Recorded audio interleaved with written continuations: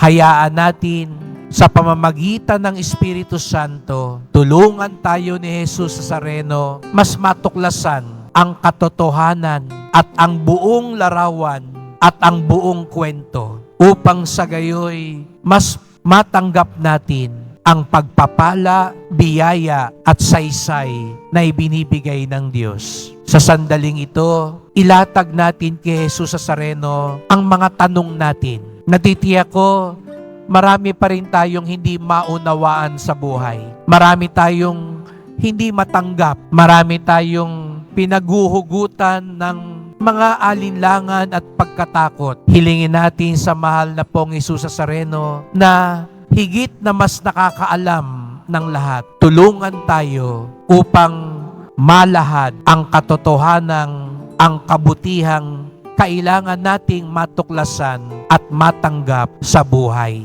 Hindi niya tayo iiwan. Hindi niya tayo pababayaan. Kung tayo'y magiging bukas, gagabayan niya tayo sa tunay nating kailangan.